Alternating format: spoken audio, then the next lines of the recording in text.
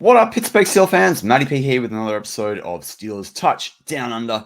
We're bringing to you 5 key areas of focus from Mike Tomlin that he identified in his press conference this week ahead of the important matchup, the Week 17 matchup against the Seattle Seahawks away. The Seattle Seahawks find themselves in a similar situation as the Steelers, as Mike Tomlin said, and as we know from the records currently in the league right now. Really key for the game. They need to leapfrog the Los Angeles Rams to help them into that NFC playoff contention and put them back in that mix. Steelers obviously are in a similar boat. They need to win this game and have other results go their way. So it's going to be a massive week for both teams. And it's going to be, and that means it's probably going to be a really awesome game for us as Steel fans. Now, let's get into these 5 key areas. Number 1, Tomlin was non-committal to the starting QB. Mason, as we stand here today, as to use his terminology, is going to be the quarterback on the day, but they have left it open to Kenny Pickett in terms of can Kenny Pickett get right? If Kenny Pickett can get right, then he'll be able to play. I think Mason plays.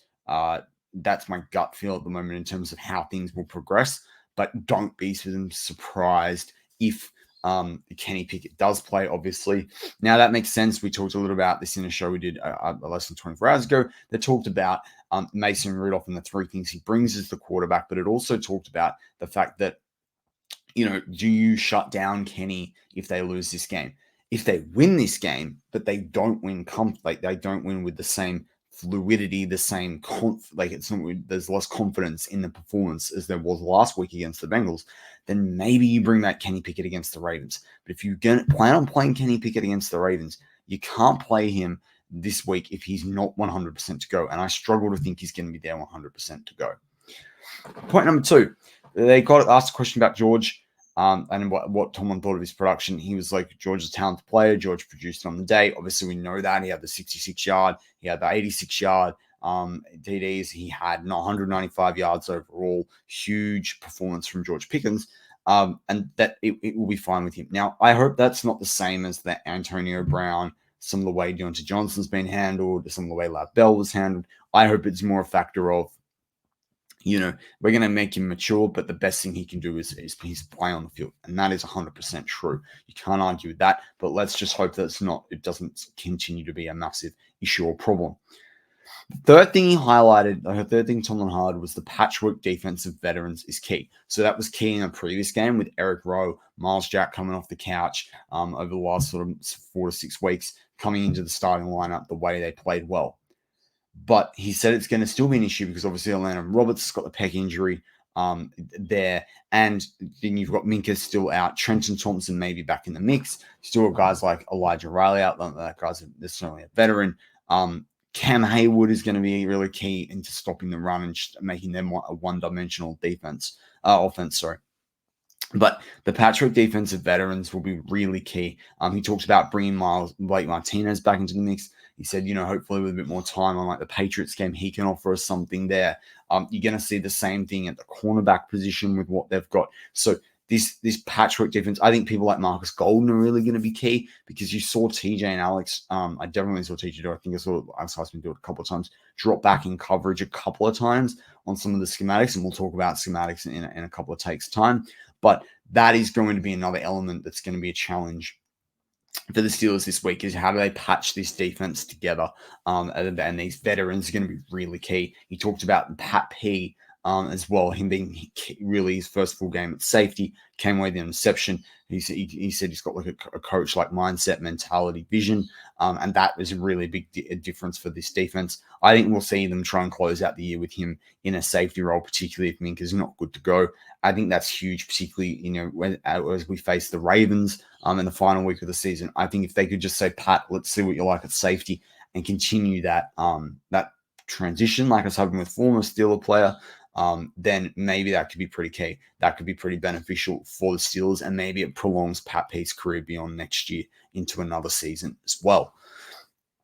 Point number 4. Now, that's going to seem pretty darn obvious. The offensive line has to play well, but Mike Tomlin talked about pass protection a lot. He talked about the fact that the Seahawks have over 45 sacks on the season so far. They've got a lot of different guys who can rush the football, including acquiring Leonard Williams this season. So that is going to be a big issue because the Steelers O-line has very poor in pass protection at times this year. Really not good. And you saw now Mason Rudolph, I think it was only one sack he had. He got sacked for once, but he faced a fair amount of pressure at times. And there were times like every pocket is going to collapse at times. There is going to be plays that break down. But the pass protection, just because the Steelers were explosive on offense against the Bengals, doesn't mean if you go back and look at it, the pass protection was great. They're playing away. They're playing to a big home crowd audience there. It's going to be hard for them to hear things. That defense is going to be firing. They've got really good cornerbacks. They're well attuned in the linebacking role as well with a guy like Bobby Wagner, who Mike Tomlin said, he basically said he didn't use the right fine red wine analogy, but he talked about, age is doing him well.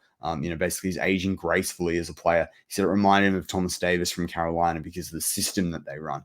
That could be a massive problem for this offensive line. This offense, and it's not just about whether Mason Rudolph or Kenny Pickett, whoever plays, is sacked a lot. What it comes down to as well is how much pressure is there, how much time there is to throw.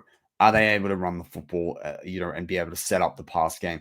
Does that open play action? I actually think the play action could be huge in this game. The Steelers don't run a lot of it, though, so that's only a challenge in how much of that it's there in Matt Canada's offense, because Matt Canada's gone, as Shannon says on our channel, in the global perspective, doesn't mean the Steelers aren't still having to play through the Matt Canada offense this season. So that's another really interesting aspect for this game, and it will be very important against the Ravens too. So if the Steelers offensive line are going to have two good games this season, it needs to be in the next 2 weeks. Pure and simple. It's going to go a big way to deciding, where the Steelers make the playoffs, and it's going to go a big way to deciding who's back from this offensive line next year. Because at the moment, there could be 2, maybe 3 guys that are definitely not going to be here from my perspective. All right. Number 5 is schematics and availability an issue. So what I mean by this is Mike Tomlin also talked about the offensive production of Geno Smith. It would be silly for me to put Geno Smith as a factor in this game up on the slide, because you guys are going to sit there and it just makes no sense because obviously a quarterback's an issue. But when you look, he talked about the fact they use 3 tight ends. He talked about the fact that they have the veterans in Metcalf and Lockett. They have Metcalf's still pretty young, but, they got well-experienced guys there. They've got Jackson Smith and Jigba, who they got in the draft out of, I think, Ohio State off the top of my head. So they've got guys, they've got weapons they can use there. They've used their running backs at times in the short passing game quite effectively. So that's also a challenge for the Steelers to have to overcome that. And when you put that in the context of the patchwork defense, particularly made up of veterans that we talk about, that is going to be a big challenge for the Steelers to be able to come up against that as a defense. And Mike Tomlin talked about that, is that we're going to have to be very critical in terms of how we scheme for this. And I think while he talked a lot about schematics, I go back to the availability in the patchwork defense, where who is available here? Because if Mink is in here, then Pat B goes back into potentially the cornerback spot for this game. If if Orlando Roberts is here, then you can do a bit more and sort of you can rush from that line. You can shut down that run game. It eases the pressure on some of the safeties and sub packages that you're going to have in that role. So there's a whole lot of different things that come into play, particularly around availability. But schematics is what Mike Tomlin highlighted as being really key to a Seattle defense that can score quickly and can score points. And considering how good their defense is, you want to make sure, like the Steelers won last week despite not having the balance of possession. They should really be focusing on trying to win that balance of possession this week, because that is going to be a really key part to win this game. You've got to keep the ball away from their offense, who can score quickly, particularly with playmakers like Lockett and Metcalf. Geno Smith can use his legs as well. So they're massive challenges for a Steelers defense that's like this patchwork, limping to the finish line of the season. But they had interceptions. Eric Rowe, forgot to mention him in the patchwork defense. He was huge as well. So it's pretty exciting stuff for the Steelers this week. I kind of like it too. I'm thinking about doing a video for you guys later in the week on the redemption tour for Mason Rudolph. You think about all the teams and all the narratives that came out of that rookie year, the year that he came in for Ben in 2019.